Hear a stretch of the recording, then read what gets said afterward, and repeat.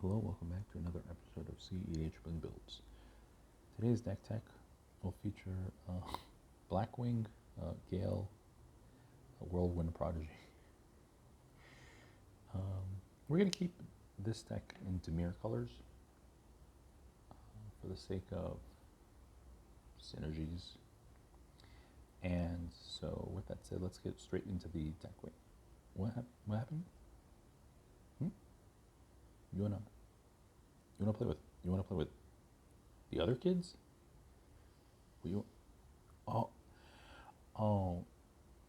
no, Gail, you can't play with them. Those are the big kids. You can't. You have the partner. You're not partner, booby. You're choose a background. I'm sorry, kiddo. Maybe next time. Maybe next time we come to the park, you could play with the big kids. And so, with that said, we're gonna run the background scion of Hallister. You see, you get like an axe. You get like an axe thing. That's cool? And you're the only one who can run a legendary enchantment in the command zone. Wow, that's so cool. You don't think that's cool? That's cool. Who's the coolest? Who's the coolest? You are. You're the coolest. So, all kidding aside, who would this background stuff appeal to? In my opinion, from my experience, Gale really appeals to the player who wants to build like a sweatier spell slingy deck, but they're only in Dimir colors, and they eventually want to get into like Grixis colors, but they just don't have all the Grixis pieces yet. And so I think that is who this deck is for, because yeah, Gale does things that a regular Grixis Spellslinger deck would already does. And there's one particular combo that's present in the deck that is specifically found in another sweatier build that exists in the scene. So let's get into the deck tech. Gale, Whirlwind Prodigy, Gale, Waterdeep Prodigy. Very simple. When you cast an instant or sorcery from your hand, you may cast up to one of the other type from your graveyard, and then you'll exile that other type. Very, very simple. And it chooses a background. As we already saw, the background we chose is a Scion of Hallister.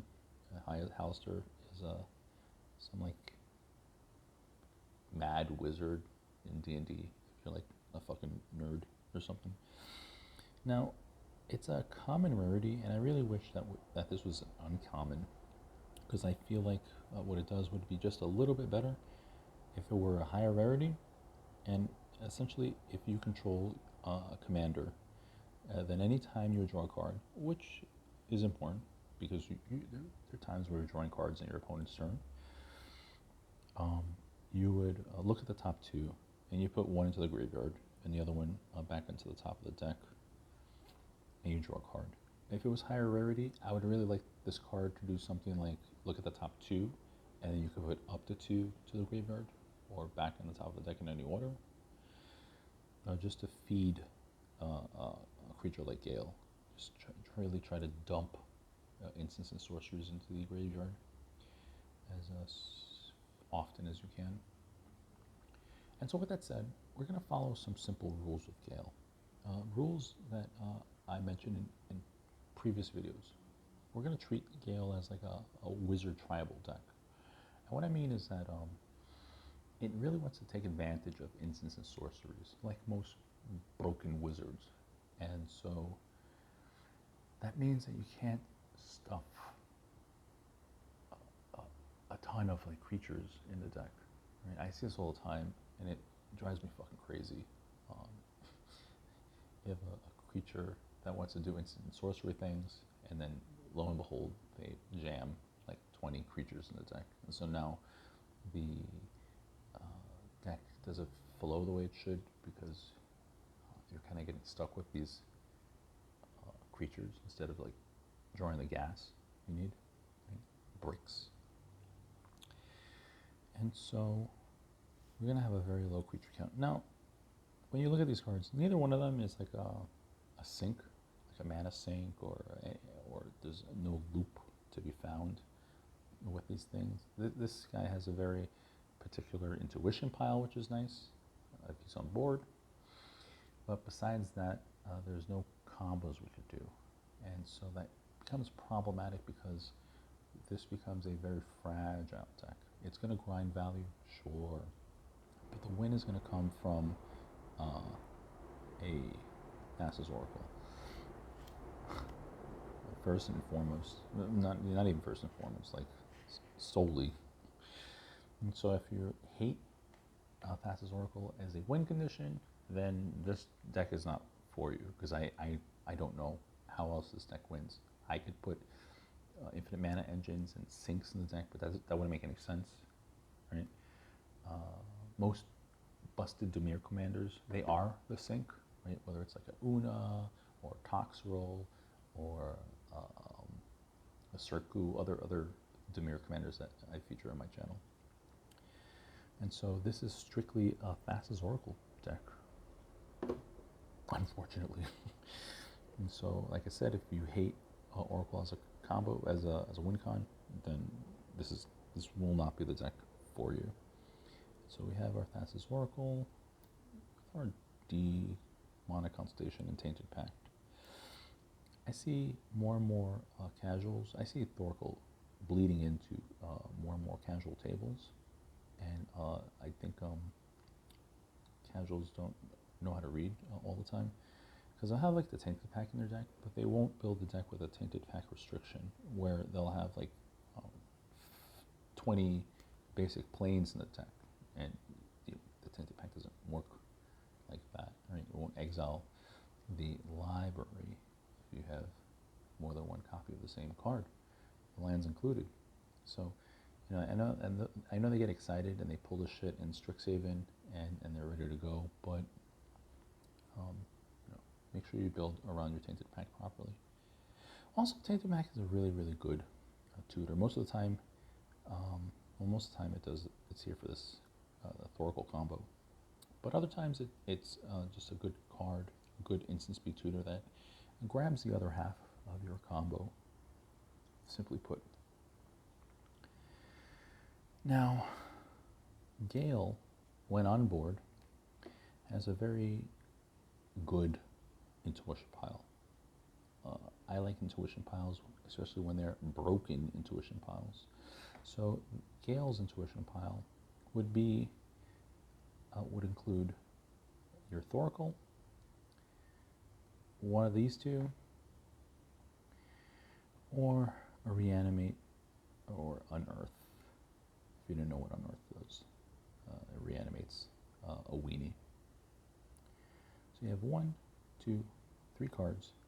Your opponent is definitely not going to give you the Thorkel. Usually these will go to the graveyard, and they'll give you the Reanimate. Unfortunately, both the Reanimate and the Unearth are sorceries, and the Tainted Pact and Consult are instants. And so when you cast one, you get to cast the other. And so you create your piles that way, whether reborning the Thorkel, well, whether it's casting this exile in the library, and then reborning your Thorkel, you know, however you put it. Pretty nice intuition pile. Very similar to Kess, but Kess does this exact same pile. But since Kess is red, of course she has access to Dockside, Loops, and Underworld Breach, and yada yada yada. So Kess is by far the better deck. Again, this is for someone who has the potential to become a disgusting sweat, but doesn't have access to red, which I guess is common thing that could, a common occurrence, especially I'm seeing new EDH players popping up who have been in part of Magic for like less than 2 years, and they have a 0 collection, so they got to start from somewhere. And so, you know, if you're new and you're watching this, you know, maybe you're attracted to what blue does. So you do blue combos, and then you slowly add black to the deck, and next you're going to slowly add red to the collection. If you diverge and go to like blue, black, white, that's really more expensive because now you're doing artifact stuff, right? Esper things. And if you're going blue, black, green, you're doing creature-based like Tasigur things, even though Tasigur I think is a little outdated by today's standards. So since Thoracle is our only win condition, what happens when we lose our Thoracle? Well, don't cry. Don't call your mother to pick you up. We have Jace, Wielder of Mysteries, to the rescue. A card that's fallen off in a lot of lists because I guess Thoracle Consult is just so consistent, so easy that they don't need a backup plan. And they're in other colors, so they just have other win conditions if Thoracle falls apart. We don't, so we have to keep the Wielder of Mysteries in the deck, just in case something happens to our Thassa's Oracle. We have Praetor's Grass. Kind of acts like a third Thassa's Oracle if we have an opponent in blue-black, right? Now don't forget the blue deck doesn't necessarily always have Thassa's Oracle in the deck, even the sweatiest blue decks, because outside the combo it's like a brick, right? And so remember that when you build your decks in the future. If a card doesn't work outside of a combo, if it's just a dead card in your hand, it's a brick. So you kind of lose consistency with your deck. And so because of that, a lot of decks that are not in blue-black, maybe they're in blue-X, they might not always run the Thassa's Oracle. So you target your opponent who has the blue-black deck, and take their Thoracle away. Remove that shit from play. Put it into exile, and you're able to cast it a little bit later, or whenever. The only problem with the Praetor's Grasp is you don't get to cast a card with a mana of any color. So you have to have the right colors to play the card. Another use for the Praetor's Grasp is just to take an opponent off their combo. You see the Magda player, you take away their Clock of Omen. You see the Big Boomba player, I don't know, you see the Zur player, you take away the Necropotence, things like that. Very strong card. And so getting into our creatures package, teeny tiny creatures package, because we want a lot of gas. We want instants and sorceries. We have a Ledger Shredder, Archmage, Emeritus, very, very strong. A little overly costed, but I guess if you're able to slam him on board, you get a ton of value from those instants and sorceries. Just drawing cards out the wazoo.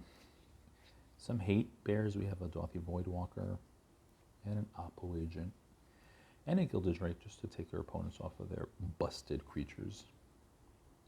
We have the Malevolent Hermit. Of course, you want him in the graveyard, and then you want to pay the Disturb cost, flip him around, and now really your opponents cannot contest your non-creature spells. Very simple. Our counters package, we have an Offer You Can't Refuse, Flusterstorm, Swan Song, Dispel, Miscast, Mental Misstep, Force of Negation. I'm glad I never picked up the Force of Negation. I think I could like that Double Masters version a lot more. The art's a little too goofy, but it's cool. It's cool. Fierce Guardianship, Pact Negation, and a Force of Will. Our Rituals package. We have a Dark Ritual, Cabal Ritual. Call in the week. If I have to sack my Gale, because I'm going to cast up Peer into the Abyss, whatever. It's not a big deal.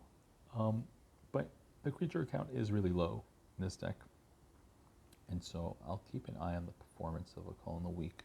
I actually had to make a cut to the deck before filming this video. I had Bob in the deck. I really like Bob. He's my favorite creature of all time in Magic. And I had to cut it for Unearth because the Intuition pile is so juicy in this deck. If I can't find the Reanimate, something happens to Reanimate, I would hate to like the Intuition pile to fall apart. And so Unearth is in the deck. But so between the Call in the Week and the Unearth, I'll keep an eye on those cards' performance because I really, really want to put Ricky Bobby back into the deck. You could follow the link in the description to the Moxfield build. See how the deck changes over the years. And then Arena Fill. Don't be afraid to just, even if you're not guaranteed to win, just to sack all your lands to cast that Adnoz or PETA. Our removal package, we have Pongify, Rapid Hybridization, Resculpt, Toxic Deluge, Chain of Vapor, Winds of Rebuke. These are whack cards, but the turn you win, if you could just bounce like the stacks piece that's hindering you, then you're off to the races. And then of course there's a juicy Cyclonic Rift just to get rid of the board. Our Tutors package, we have Imperial Seal, Demonic Tutor, Vampiric Tutor, Mystical Tutor. A Merchant Scroll, since we are doing Intuition piles, I like Merchant Scroll. Most of the time, as of late, I've been cutting Merchant Scroll from the deck. If there isn't an important blue instant in your deck, and then you don't need the Merchant Scroll, right? I'm talking about like Ghostly Flickers, right? If you're doing the Ghostly Flicker thing, High Tide, rest in peace High Tide. If you're in 1994 playing High Tide decks. Intuition. And are there any really, really important blue instants that are like absolute, I guess a dramatic reversal, right? But if like the most game-breaking blue instant in your deck is like a Cyclonic Rift, you don't need a Merchant Scroll. You don't need the Merchant Scroll. Entomb, just to help those Intuition piles, or just to help like our Entombs, our Reanimate things that we can do.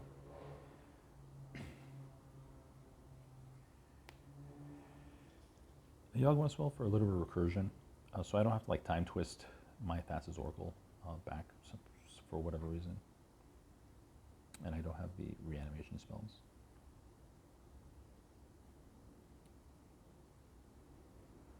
Our draw package. Here's where the deck gets interesting. Everything's been like pretty standard procedure, things you see in like every like blue-black deck.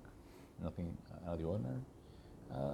The cantrips add a little bit of interesting aspects of the deck, right? As we'll see. We have Brainstorm, Gitaxian Probe, Preordain, and Ponder. Same old. Back from the dead, we have a Frantic Search, right? Card that's fallen off over the years. A Careful Study, an old card. It doesn't get played too much, but I love it more and more every day. So I've actually been playing with a Careful Study as a cantrip in more and more decks. Consider. Now, this deck does not have like a Doomsday in it, and with so many cantrips, Doomsday is something you could consider, right? You just like play the Doomsday, make a pile, crack the pile with a cheap cantrip, and then your pile is something like a Consider or like some sort of draw 2 card, Thassa's Oracle, and 3 other cards, right? So it'll be like Consider, and then you look at the top to whatever. Look at the top card. So it's a whatever card. Get rid of it, and then you'll draw the Thoracle and cast a Thoracle. And so now there's what 2 cards left in this. So you win, right? Because Thoracle is like Warrior Devotion's X or less in cards in the deck. Since Unearth and Reanimate are in the deck, but you can also do those piles with Doomsday, right? So you go Consider and then mill the Thoracle, draw the Reanimation spell, cast it, Thoracle X, Devotion X or less, and for the win. So I guess Doomsday could be in the deck. There are a ton of cantrips to crack that pile, and that's what it really boils down to. Can you crack the pile? Malcolm Timna deck could crack that pile on their own, which is why Doomsday's in those decks. Rafine could crack the pile by just swinging, so you could find Doomsday in those piles. Old Zur decks had Doomsday. In hindsight, not so good, because you needed a cantrip to crack the pile. So for me, Doomsday piles are dead in decks like this, unless you have the cantrip that can crack the pile. Thought Scour. And a mental note, right? So all these cards, you're just going to self-mill to get juicy instants and sorceries into the graveyard. These are all instant speed, so with the Scion of Halaster and the Gale, it's crazy value on your opponent's turn. Then the obligatory Peer into the Abyss and Ad Nauseam. We got our Windfall and our Time Twister. Don't leave home without it.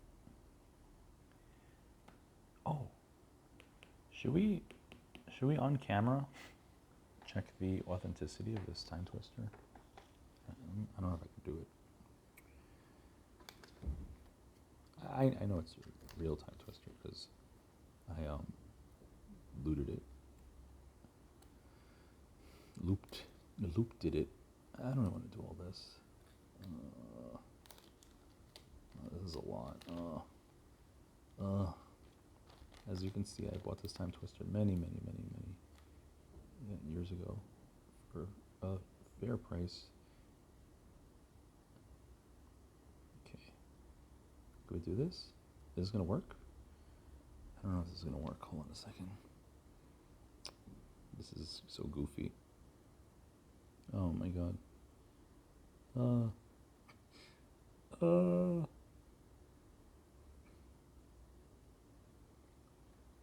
Shit. Okay, oh wait, okay. I think, okay. No, this isn't gonna work on camera. Oh, sorry. Sorry for wasting everybody's time. But yeah, so the story with this Twisterino is many years ago when I was picking up my reserve list. I'm gonna do this later. Picking up my reserve list stuff. There was a bid for that, and I won the bid. Very simple. Short answer. It was like under a K, under 8, under 7. I think a little over 500. So that was a while ago. Jealous, right? I don't know how much of the I haven't looked it up because I don't need to look it up. But as of 2022, June 2022, I wonder how much unlimited twisters are now, like in regular condition. I digress. Mystic Remore. Let's say goodbye to this copy. I guess I'll just get the Secret Lair, Ristic Study, and the Necropotence. We have a Wishclaw Talisman. Wishclaw Talisman, another card that hasn't been making the cut in many lists of mine, kind of been dropping it, but we're just really trying to find the Thoracle as quickly as possible. Sure, finding value with Gale is cute and all, but it's just the one combo in the deck, so I gotta really just go super fast. Lotus Petal, Jeweled Lotus, Talisman of Dominance, Felwar Stone. I'm in the two most popular colors in the game, so someone's gonna have blue or black. Arcane Signet, Mox Opal, Chromox, and a Mox Diamond. Our colors rocks, we have a Mana Vault, Soul Ring, and a Mana Crypt. So you see what I mean? Like when I say in other videos, Grim Monolith is a card I play with less and less and less. So I don't know if I want to buy a foil one anymore. Our lands, we have a Bloodstain. We have all 7 fetches. And we have 1 island, 1 swamp, 1 snow island, and 1 snow swamp. We have a watery grave, and we have our underground sea. Now, I'm doing this for a certain reason. Now for our other lands, like our other duels, we have a Morphic Pool. We have a Clearwater Pathway. So, as Commander grows, right, and the game expands, they're going to create all these different clever lands to release. And so with that said, I think like certain cycles kind of get outclassed.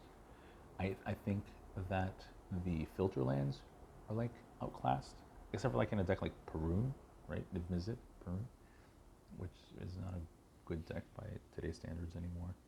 So, but so filter lands are a thing that I think people could start getting rid of. Eventually, we'll get the Horizon Dimir, the Horizon Dimir land at some point, because we have the cycle that needs to be concluded. You have Pathway lands. You have the Pain lands. I don't know if they'll get outclassed at some point. I'm not sure. And because of that reason, I'm not interested in picking up like the 7th edition of this.